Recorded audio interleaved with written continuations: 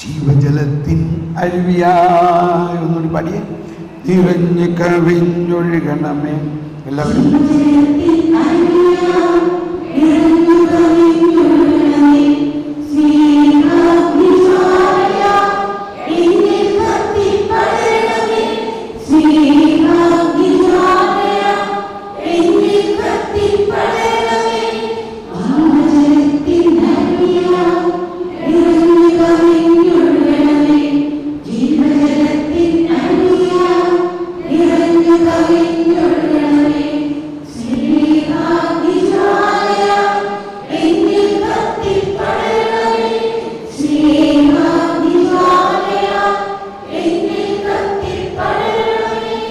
എല്ലാവരും ഒന്ന് സ്തുതിക്കാം. എന്താണ് ഇപ്പോൾ കർത്താവ് നമ്മളോട് പറയാൻ ആഗ്രഹിക്കുന്നത് എന്ന് ഒന്നും കൂടി ക്ലിയർ ആകാൻ വേണ്ടി നിങ്ങൾ പ്രാർത്ഥിക്കുക, നിങ്ങൾ ദാഹിക്കുക.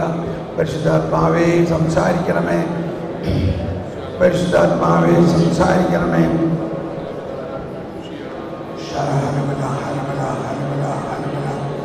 പരിശുദ്ധാത്മാവേ സംസാരിക്കണമേ, പരിശുദ്ധാത്മാവേ സംസാരിക്കണമേ.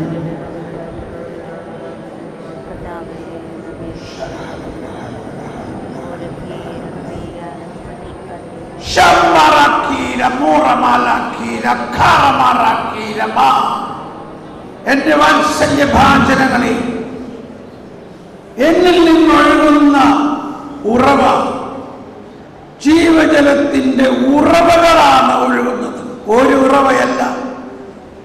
എന്നിൽ നിന്നൊഴുകുന്ന ജ്ഞാനം, അറിവ്, വിവേകം, ഇവ നിങ്ങളിലേക്ക് ഞാൻ പ്രവഹിപ്പിക്കുന്നു.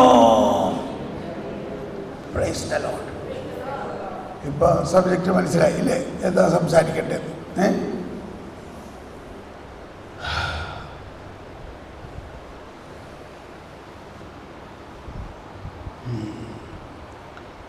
ഇപ്പൊ നമ്മൾ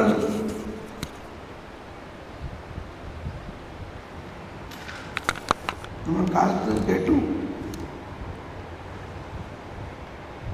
കൊളോസ്സോസ് 2:3 ജ്ഞാനത്തിൻ്റെയും അറിവിൻ്റെയും നിധികൾ അവനിലാണല്ലോ ഒളിഞ്ഞിരിക്കുന്നത്. നമ്മുടെ ശുശ്രൂഷയിൽ നമുക്കുണ്ടാകേണ്ട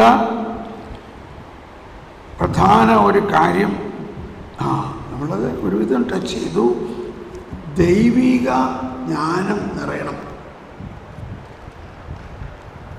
പൂർണ്ണമായവ ഉദിക്കുമ്പോൾ അപൂർണമായവ അസ്തമിക്കും.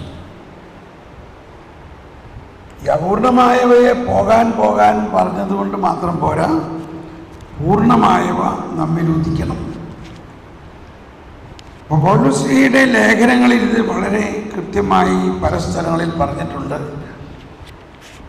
ഇപ്പോൾ വരുന്നൊരു വചനം 1 കൊറിന്ത്യോസ് 2:5. 1 കൊറിന്ത്യോസ് 2:5. 1 കൊറിന്ത്യോസ് 2:5 വായിക്കാം.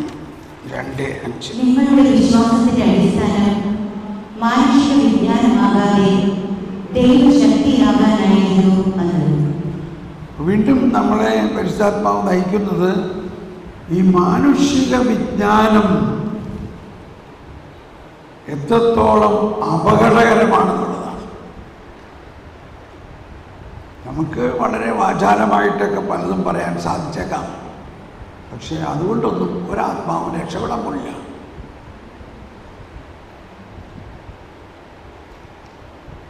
വലിയ കാര്യമാണത്. ഒന്നുകൂടി എല്ലാവരും ഏറ്റു പറഞ്ഞ വചനം 1 കൊറിന്ത്യോസ് 2:5. നിങ്ങളുടെ വിശ്വാസത്തിന്റെ അടിസ്ഥാനം മാനുഷിക വിജ്ഞാനമാകാതെ ദൈവശക്തിയാകാനായിരുന്നു. ഇവിടെയാണ് പിന്നീട് 9-ാമത്തെ വചനത്തിലും 10-ാമത്തെ വചനത്തിലെല്ലാം, അല്ലെങ്കിൽ 8-ാമത്തെ വചനം മുതൽ ഈ ലോകത്തിന്റെ അധികാരികളിൽ ആർക്കും അത് ഗ്രഹിക്കാൻ സാധിച്ചില്ല. സാധിച്ചിരുന്നെങ്കിൽ മഹത്വത്തിന്റെ കർത്താവിനെ അവർ കുരിശിൽ തറയ്ക്കുമായിരുന്നില്ല.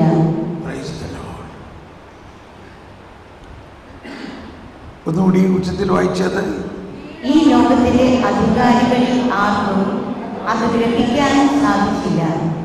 സാധിച്ചിരുന്നെങ്കിൽ മഹത്വത്തിന്റെ കർത്താവിനെ അവർ കുരിശിൽ തറയ്ക്കുമായിരുന്നില്ല. അതിന് രണ്ട് വശമുണ്ട്. ഇപ്പം മർക്കോസിൻ്റെ സുവിശേഷത്തിൽ വിത്തിൻ്റെ ഉപമ പറഞ്ഞിട്ട് ഈശോ പറഞ്ഞു. അപ്പോൾ അപ്പോസ്തലന്മാർ ഈശോയുടെ അടുത്ത് വന്ന് ചോദിച്ചു, ഈ ഉപമയുടെ അർത്ഥം എന്താ? പെട്ടെന്ന് നമുക്കൊന്ന് അങ്ങോട്ട് പോയിട്ട് വീണ്ടും കൊണ്ട് തിരിച്ചു വരണം. കുറേ ദിവസമുണ്ട്.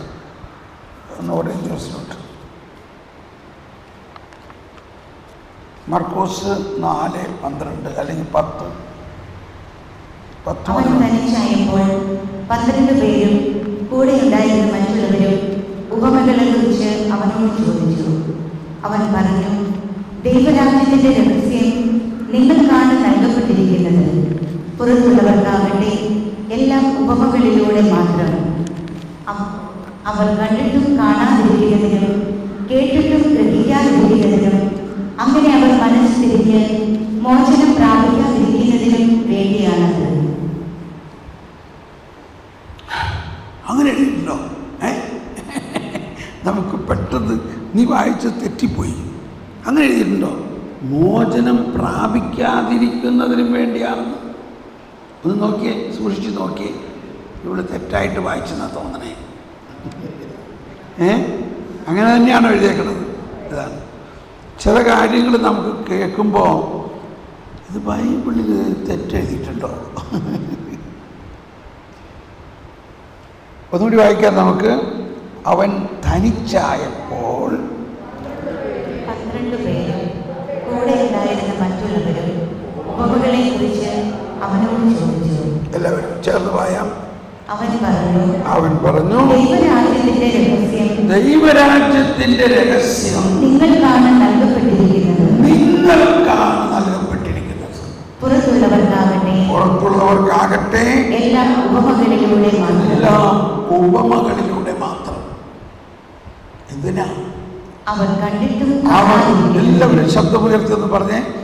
അവർ കണ്ടിട്ടും കാണാതിരിക്കുന്നതിനും കേട്ടിട്ടും ഗ്രഹിക്കാതിരിക്കുന്നതിനും അങ്ങനെ അവർ മനസ്സ് തിരിഞ്ഞ് മോചനം പ്രാപിക്കാതിരിക്കുന്നതിനും വേണ്ടിയാണ് ഇത്.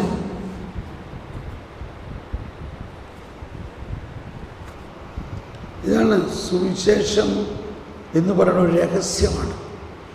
ക്രിസ്തു രഹസ്യം എന്നാണ് പൗലോസ് എപ്പോഴും പറയാറ്. സുവിശേഷത്തിൻ്റെ രഹസ്യം പ്രഘോഷിക്കാൻ, ക്രിസ്തു രഹസ്യം പ്രഘോഷിക്കാം. അപ്പോൾ എന്തുകൊണ്ടാണ് ഇങ്ങനെ പറയുന്നത്? അവർ കണ്ടിട്ടും കാണാതിരിക്കുന്നതിനും കേട്ടിട്ടും ഗ്രഹിക്കാതിരിക്കുന്നതിനും അങ്ങനെ അവർ മനസ്സ് തിരിഞ്ഞ് മോചനം പ്രാപിക്കാതിരിക്കുന്നത്. ആർക്കെങ്കിലും ഒരു സൂചന അല്ലെങ്കിൽ ഉത്തരം പറയാൻ തോന്നുന്നുണ്ടോ? എന്തിനാണ് അവർ മോചനം പ്രാപിക്കാതിരിക്കേണ്ടതെന്ന് പറയുന്നത്?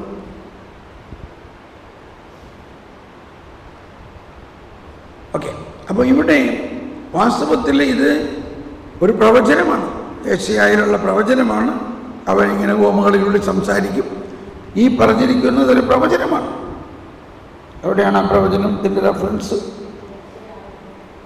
യേശയ്യ 6:9-10. അപ്പം അന്നേ തന്നെ കർത്താവ് യേശയ്യായിലൂടെ പ്രവചിച്ചിരുന്നു യേശുവിൻ്റെ സുവിശേഷ പ്രഘോഷണത്തിൻ്റെ ഒരു ശൈലി എന്തായിരിക്കും. വലിയ ജനക്കൂട്ടത്തോട് അവൻ വചനം പറഞ്ഞു, എല്ലാ ഉപമകളിലൂടെ പറഞ്ഞു. അതിനുശേഷം ടീം അംഗങ്ങൾ, ശുശ്രൂഷകർ, അതാണിപ്പോൾ നമ്മളിവിടെ ചെയ്യണത്. അവരെ അടുത്ത് വന്നിട്ട് അവരോട് പറയാണ്, ദൈവരാജ്യത്തിൻ്റെ രഹസ്യങ്ങൾ നിങ്ങൾക്കാണ് നൽകപ്പെട്ടിരിക്കുന്നത്. ഇതാണ് ശുശ്രൂഷകർക്ക് അറിയേണ്ട പ്രധാന കാര്യം. ശുശ്രൂഷകർ, കാറ്റഗിസം ടീച്ചേഴ്സ്